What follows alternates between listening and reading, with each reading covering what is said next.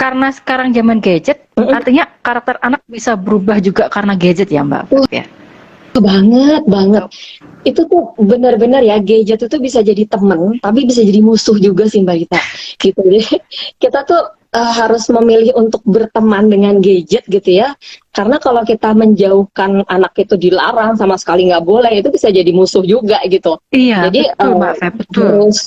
harus pintar-pintar menyikapi ya bagaimana gadget ini bisa membentuk perilaku yang atau karakter yang positif gitu. Misalnya mencari tayangan-tayangan yang baik gitu. Yang tadi nilai-nilai kayak meningkatkan rasa ingin tahu, meningkatkan daya kreativitas di usia PAUD tadi gitu ya.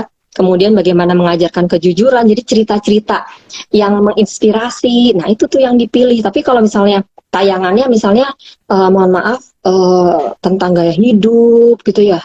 Gaya hidup yang tidak sesuai dengan kenyataan gitu kan banyak ya yang baik-baik, kemudian kameranya misalnya ke kiri sedikit, ternyata nggak kayak gitu kan, itu disetting. Nah, ini kan yang perlu kita tanamkan ke anak bahwa pilihlah tayangan gitu ya, pilihlah aplikasi gitu atau platform yang memang membuat kamu menjadi lebih baik gitu, menjadi karakter-karakter kamu tuh menjadi positif gitu. Jadi makanya jangan dilepas gitu. Kita tetap harus awasi, berikan kepercayaan tapi dengan pengawasan itu Mbak Rita.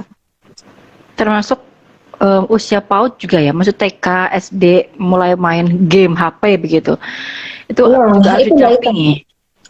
Justru kalau PAUD sebaiknya tidak diberikan gadget sebagai sebagai hal utama, kegiatan utama yang dilakukan sehari-hari gitu. Karena usia mereka itu kan eksplor ya lingkungan gitu. Jadi bagaimana misalnya perbedaan musim gitu ya, itu kan berbeda ketika ngelihatnya di video gitu ya. Oh ya, ini ada musim ini. Tapi berbeda ketika anak ini merasakan di luar gitu, di taman yang tadinya panas tiba-tiba mendung, kan sekarang cuaca lagi gitu kan ya, tiba-tiba hujan.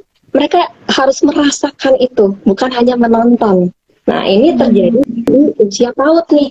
Kreativitas itu tingkat tinggi-tingginya tuh di PAUD. Sayang banget kalau lewat dengan game aja gitu. Dan kita tahu sendiri aspek dari mulai kognitif, motorik gitu ya, fisik, bahasa, sosial, itu kan sangat minim untuk diberikan di gadget. Tapi ketika mereka interaksi sama teman, mereka mencoba ini dan itu, nah disitulah stimulasi-stimulasi ini bisa maksimal, bisa dialami oleh anak-anak kita di usia PAUD dan SD gitu. Jadi memang kalau untuk gadget itu hiburan, moms dan endet ya, jadi jangan masukkan sebagai program gitu. Jadi oke, kamu main dari jam 3 sampai jam 5, enggak dong gitu.